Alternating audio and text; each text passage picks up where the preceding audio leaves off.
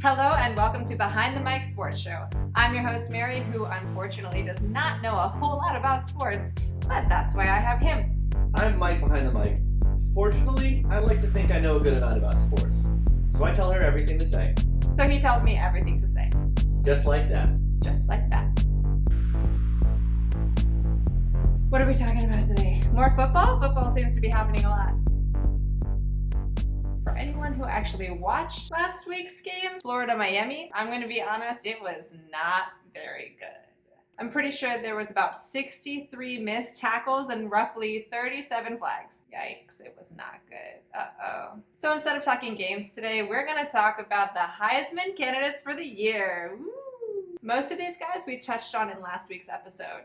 Trevor Lawrence is actually the new favorite to win, with Tua Tagovailoa right behind him. I know that one now. Right now, there are 3 people who are tied for third. Jalen Hurts, Justin Fields, and a guy most fans probably don't know about, Adrian Martinez. Martinez is a sophomore at Nebraska, and in his first college game had over 300 yards of total offense. Wow.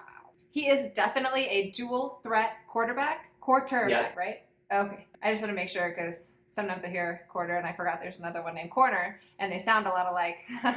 The Cornhuskers had a tough go of it last year, finishing at 4-8, but with Martinez at the helm, we're hoping to flip that record around. Right behind those guys is Jake from another guy we talked about who could turn some heads with that Georgia Tech offense. Another guy we talked about who could really turn some heads. He could turn some heads with that Georgia offense. Another guy on the Heisman watch list is Justin Herbert. He is a senior at Oregon, and while he could have gone to the NFL last year, he decided to come back for one more season.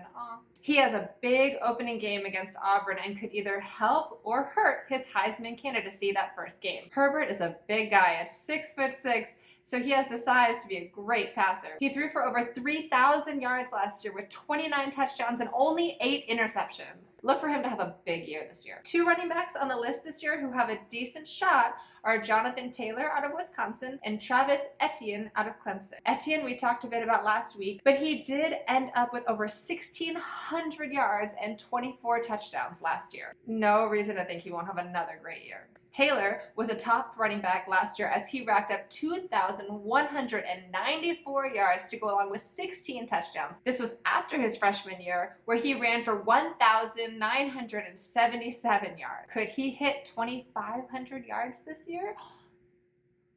Wisconsin always has a great offensive line, so it's definitely something to check out. Should we take a bet? We can take a bet. I think he's going to go for about 2,200. 2,200. I bet he'll do 2,499. I like it. Yeah. I'll bet you a whole $1.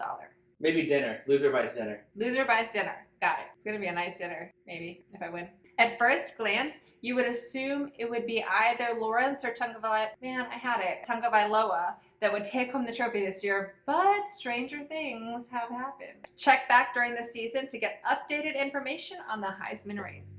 That's it. I always get excited because I think we're still going. Thank you so much for tuning in to Behind the Mic Sports Show.